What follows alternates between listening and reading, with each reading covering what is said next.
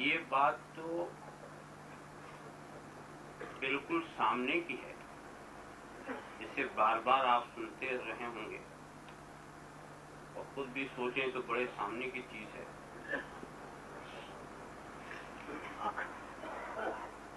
کہ اسلام میں عقیدہ توحید کی بڑی اہمیت ہے۔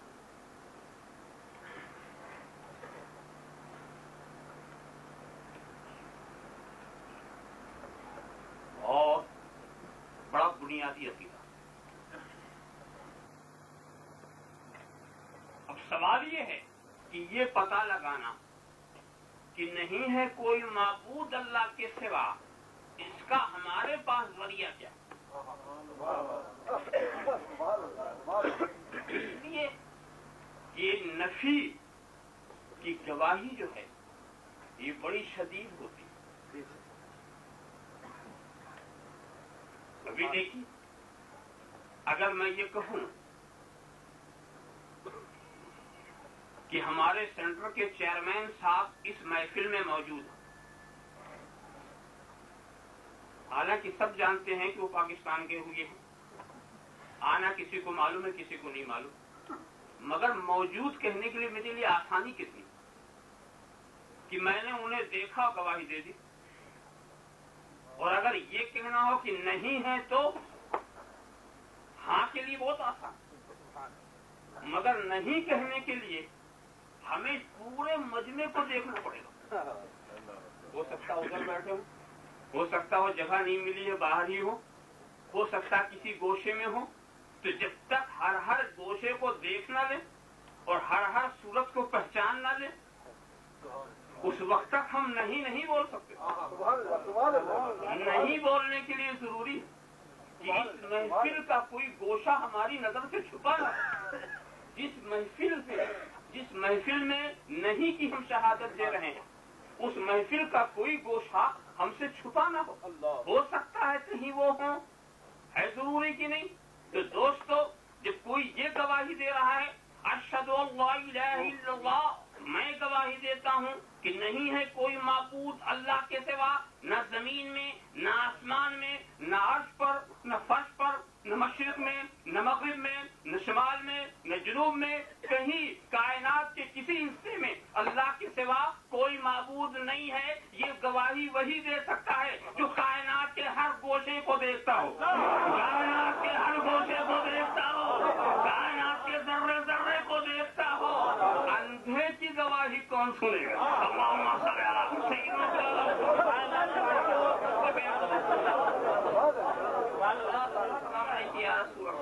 تو دوستو، کائنات کے ذرے ذرے تک نہ ہماری نظر پہنچ سکتی ہے، نہ ہمارا کان کی سماعت، نہ ہماری قوت گویائی۔ ہمارے پاس جو حواس ظاہرہ اور حواس باطنہ ہیں ان سب پر ہمارا کوئی کنٹرول ہی نہیں۔ رب تبارک و تعالیٰ کی شان دیکھو، کچھ ظاہر چیز دے کر اس پہ ہمیں کنٹرول دے دیا اور پھر اندر کچھ چیز دیا اس پر ہمارا کوئی کنٹرول نہیں، اس پر ہمارا کوئی اختیار نہیں ہے۔ تو اب آپ خیال کرتے چلے جائیں تو ان حواس کے ذریعہ معلوم صحیح علم صحیح کا حاصل ہونا یہ کس قدر مشکل ہے۔ آپ کہیں گے نہیں ہم تو اپنی عقل سے جان لیں گے، ہم کہیں گے عقل پر بھروسہ مت کر، عقل نے جسے ٹھوکر دی ہے وہ کبھی اٹھ نہ سکا، عقل نے جسے ٹھوکر دے دی ہے وہ کبھی اٹھ نہ سکا۔ جہالت سے جو گمراہ ہوتا ہے راستے پر آ جاتا ہے، اور جب علم گمراہ کرتا ہے تو ہمیشہ پیرا رکھتا ہے۔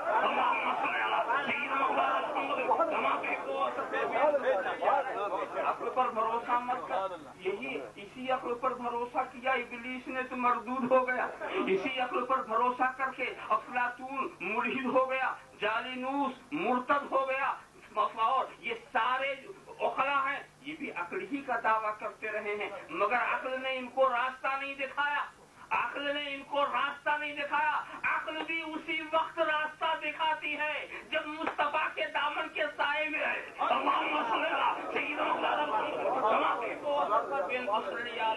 اب میں معلوم یہ ہو گیا کہ کہ یہ نفی کی گواہی دینا یہ بڑی مشکل بات ہے، تو تلاش کرو وہ کون سا ذریعہ علم ہے، وہ ایک ایسے ذریعے علم کی ضرورت ہے جو کائنات کے ذرے ذرے کو دیکھ رہا ہو، گوشے گوشے کو دیکھ رہا ہو، پتے پتے کو دیکھ رہا ہو، وہ فرش پہ بھی نظر آئے، عرش پہ بھی نظر آئے، دنیا میں بھی نظر آئے، کائنات کی ہر چیز کی نظر کے سامنے۔ اب جب وہ کہہ دے گا کہ نہیں ہے کوئی معبود اللہ کے سوا، نہیں ہے کوئی معبود اللہ کے سوا، ایک بات ہے، ایک دیکھنے والے کو بول لینے دو، بعد میں سنی ہوئی گواہی بھی سنی جائے گی، پہلے ایک دیکھنے والے کو بول لینے دو، اگر کوئی دیکھنے والا ہی نہیں ہوگا تو سننے والے کی کون سنے گا؟ اسی لیے قدرت نے یہ انتظام کیا کہ جس نے سن کے گواہی دی تھی اسے پہلے ہی بھیج دیا، جس نے سن کے گواہی دی تھی اسے پہلے ہی بھیج دیا، اور جو دیکھنے والا تھا اس کو سب کے آخر میں بھیجا، دیکھنے والے کو سب کے آخر میں بھیجا، اس لیے کہ جب دیکھنے والا پہنچ جائے گا تو سننے والے کی کون سنے گا؟ سننے والے کی اس وقت اہمیت ہوتی ہے جب تک دیکھنے والا نہ ملے، سننے والے کی اہمیت اس وقت رکھتی ہے جب تک دیکھنے والا نہ ملے۔ ارے اس کو ایسے ہی سمجھ لیجئے کہ آپ کے علامہ صاحب بیٹھے ہوئے ہیں اور اس کے بعد دو گواہ آ گئے، مولانا چاند ہو گیا، آپ نے دیکھا؟ نہیں میں نے نہیں دیکھا، بنا کے سنا، اچھا ان کو بلا، کیوں چاند ہو گیا؟ ہو گیا، تم نے دیکھا؟ نہیں میں نے بھی نہیں دیکھا، بنا کے سنا، اچھا اس کو بلا، یہ بلاتے چلے جاتے، اسی درمیان میں دیکھنے والے آ گئے، جب دیکھنے والے ہاں میں نے دیکھا، اب یہ نہیں کہتے فنا کو بلاؤ، بس دیکھنے والا ملا، فوراً انہوں نے فتویٰ شروع کر دیا، اعلان کو مضمون بنانا شروع کر دیا، فیصلہ فرما دیا کہ اب کلید ہوگی۔ اب اس دیکھنے والے کے بعد کوئی پھر سننے والا آ جائے، یہ مولانا میں نے بھی سنا، کب تجھے پہلے آنا تھا، یہ بعد میں کیسے آیا؟ مجھے تو دیکھنے والا مل گیا۔ یہ تو دیکھنے والا، اگر تو سچا ہوتا تو پہلے آتا، یہ بعد میں آنا بتا رہا تو جھوٹا ہے، دیکھنے والے کے بعد میں آنا بتا رہا ہے یہ تو جھوٹا ہے۔ اسی لیے میں عرض کر دیا کرتا ہوں کہ اب میرے نبی کے بعد اگر کوئی بیوقوف یہ کہے کہ میں نبی ہوں، بالکل ایسے ہی جیسے ڈالٹا بولے کہ میں گھی ہوں،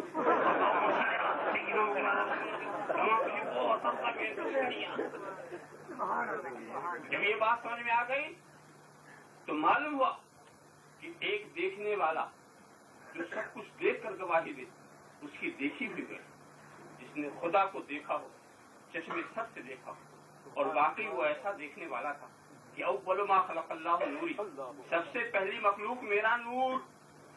تو جب وہ نور پیدا ہوا تو کیا تھا؟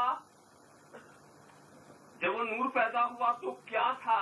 نہ زمین، نہ آسمان، نہ فرش، نہ عرش، نہ چاند، نہ ستارے، کچھ بھی نہیں، وہ نور تھا۔ پھر تھا کیا؟ کہا وہ نور تھا، اور اس کے خلاف کیا تھا؟ کہا واحد، اور اس کی وحدانیت تھی، احد تھا، اس کی احدیت تھی، یکتا تھا، اس کی یکتائی تھی۔ تو میرے رسول نے چشمے سر سے واحد کو بھی دیکھ لیا، اس کی وحدانیت بھی دیکھ لی، احد کو بھی دیکھ لیا، اس کی احدیت کو بھی دیکھ لی۔ اب ان کا کہنا صحیح ہے، اشہد ان لا الہ الا اللہ، اشہد ان لا الہ الا اللہ، اور ہماری گواہی تو ان کی گواہی کے اوپر ہے۔